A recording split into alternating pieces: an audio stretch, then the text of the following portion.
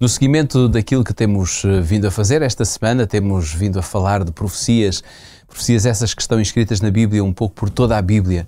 É certo que alguns profetas têm livros muito específicos, direcionados praticamente todo esse livro para profecias, mas Pedro também fala de profecias, Pedro também nos indica algumas profecias e a forma como elas merecem toda a nossa atenção. Para isso, convido a abrir a sua Bíblia novamente em 2 de Pedro, para lermos no capítulo 1, os versículos 19 a 21. O 19 lemos ontem, vamos repetir novamente a sua leitura. Diz: "E temos ainda mais firme a palavra dos profetas, à qual bem fazeis em estar atentos, como a uma luz que alumia em lugar escuro até que o dia esclareça e a estrela da alva apareça em vossos corações. Sabendo primeiramente isto, que nenhuma profecia da Escritura é de particular interpretação, porque a profecia nunca foi produzida por vontade de homem algum, mas os homens santos de Deus falaram, inspirados pelo Espírito Santo." Pedro, como é que nós podemos, de alguma forma, entender esta afirmação que Pedro faz, que o apóstolo Pedro faz, de que as profecias não são, digamos, de fácil interpretação ou de particular interpretação? É um texto que merece bem atenção. Claro que o uso da expressão que não são de particular interpretação pode eventualmente induzir-nos em erro e, portanto, creio que pode ser realmente importante tentar compreender isso bem. Talvez fazer aqui primeiro um contexto, ou até um resumo quase do que o apóstolo Pedro, a argumentação que ele fez. No fundo, nós temos estado a ver isso ao longo destes dias, precisamente antes mesmo dos versículos que leste. Podemos resumir a ideia principal de Pedro da seguinte maneira. Ele começa por afirmar que o cristianismo não é baseado em fábulas. Ele até utiliza a expressão fábulas artificialmente compostas. Exato.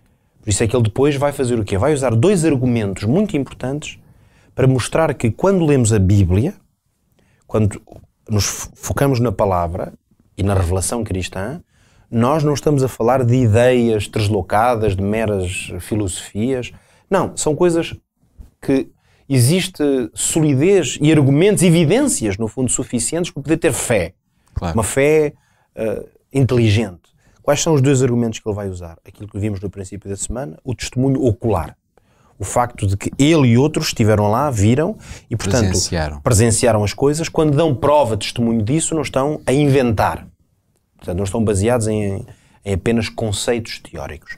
Portanto, esta é a primeira grande prova de que o cristianismo não é uma fábula. Mas é por isso que logo a seguir o que é que ele vai fazer? Vai dizer que as profecias das Escrituras são outra grande prova de que o conhecimento cristão e bíblico não é artificial. Porque é que a profecia tem esse poder de mostrar isso? Porque há um elemento, vamos dizer assim, há um elemento sobrenatural. Há aquele tal elemento de revelação extraordinária. Exato. De segredo que é revelado.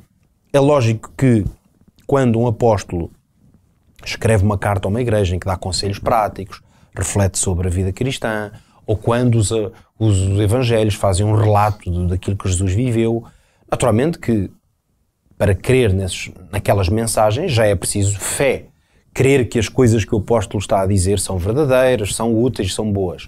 Mas a profecia vai ter este papel especial mais uma vez.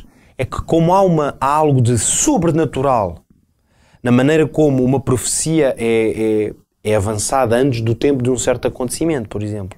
E depois a verdade dos acontecimentos vem a provar com exatidão.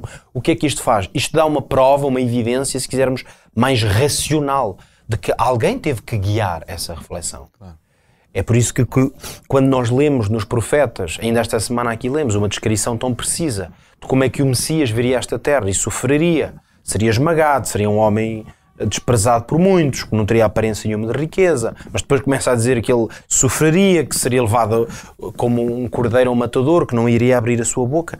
Nós de repente olhamos para a vida de Jesus e começamos a perceber que isto é incrivelmente, isto parece uma descrição de alguém que viu. Ou seja, aquilo que muitas vezes nós contamos de homem para homem já é difícil de nós interpretarmos corretamente, quanto mais aquilo que vem de um Deus criador para um ser criado por ele, não é? E por isso é que Pedro também vai dizer claramente que todos estes homens que descrevem as profecias, sejam elas para o tempo presente como para o futuro, são todos eles inspirados pelo Espírito Santo. São homens com quem Deus está e por isso essa capacidade de revelarem coisas que se vieram a cumprir, naturalmente que não é uma capacidade humana. Claro. E por isso joga, vamos dizer assim, joga a favor de uma argumentação que tente mostrar que a vida cristã, a mensagem, a doutrina cristã não é fábula, não é uma coisa criada, claro. Não é uma história. Agora, vamos então dar este enfoque. Porque é que então, se este é o contexto no qual Pedro está a raciocinar, o que é que significa esta ideia de a profecia em particular, ela não é de particular interpretação. Nós não podemos esquecer que toda a Bíblia, aliás, toda a mensagem da Bíblia, mas em particular as profecias, pelas características até do próprio texto, e a maneira como ele está construído, a profecia tem regras para se ler, para se interpretar e compreender. Se quisermos, podíamos dizer que tem princípios. Esses princípios devem ser seguidos. Tecnicamente, costumamos chamar isso a hermenêutica. Mas que é uma palavra tão simples, talvez não muito comum para quem não está habituado ao termo, mas que basicamente significa regras de interpretação. A capacidade de interpretar. Ora, quando se estuda a profecia, e a Bíblia em geral, é muito importante que algumas regras sejam seguidas. Ora, nós não temos agora aqui tempo de fazer um curso de hermenêutica e elencar aqui essas regras. No fundo, à medida que nós, neste e noutros programas, falamos sobre a Bíblia, essas regras acabam por estar, muitas vezes, na base daquilo que é a nossa reflexão, mesmo se elas não são exatamente percebidas de uma maneira clara. Ou seja, significa que na ausência desses princípios, o que é que pode acontecer? Pode-se dizer quase tudo. Pode-se, por exemplo, tirar uma frase do seu contexto. Dá um exemplo simples. E que acontece tantas vezes. Nós poderíamos ler uma carta inteira do apóstolo Paulo e perceber qual é o pensamento do apóstolo Paulo ou do Pedro, ou que seja, sobre um tema. Mas de repente eu posso até encontrar um versículo, ou seja, uma pequena frase no meio, que se calhar dentro da argumentação ele até vai dizer essa frase para depois dizer que não é isto que ele está a dizer, mas se eu usar aquela frase sozinha, vou dizer, olha, é isto que ele está a dizer. Então, existem tantas regras, princípios que devem guiar a pessoa que lê particularmente a profecia. Quando, por exemplo, entramos no domínio das profecias, que já aqui nos referimos também, profecias que estão numa linguagem, vamos dizer, codificada, a própria Bíblia nos indica claramente que a forma de ler a Bíblia é que ela se interpreta a si mesma.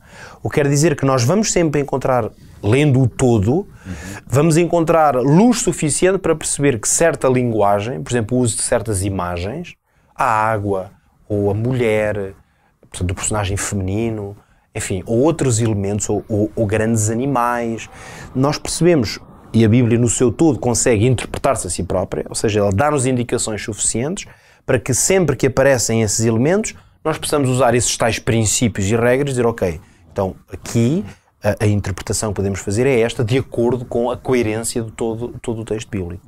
Isto são exemplos que eu estou a dar, para não deixar aqui completamente no vazio, para mostrar que a ideia de que o apóstolo Pedro exorta os crentes a terem muito cuidado com uma particular interpretação é a ideia de que nós não podemos, com a mensagem que está escrita, fazer tudo o que queremos. Exato.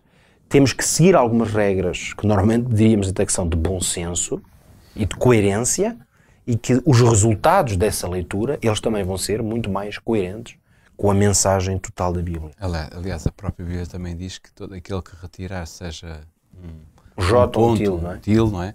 Logo aí vai ter um prejuízo muito grande.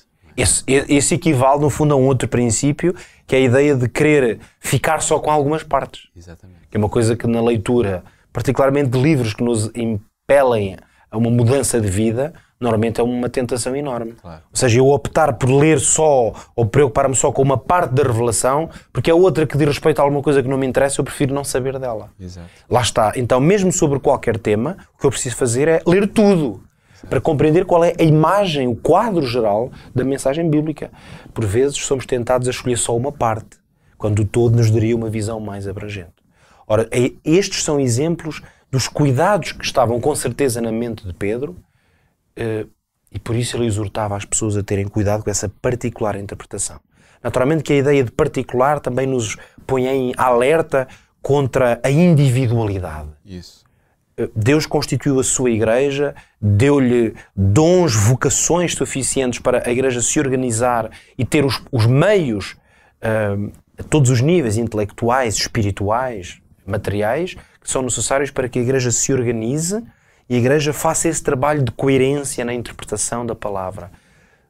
Daí que um espírito de independência, um espírito de autonomia, de uma pessoa só que lê a Bíblia de uma maneira única, particular, mais ninguém lê assim, mas a pessoa acha que ela é a única que tem razão. Claro. Esse espírito focado no indivíduo, não no coletivo e não no corpo, é um dos grandes problemas que pode existir na profecia. E nós sabemos que o que a Bíblia nos indica é que a Igreja é um corpo. Logo, nós devemos ler em harmonia com aquilo que o corpo, com a leitura que o corpo faz.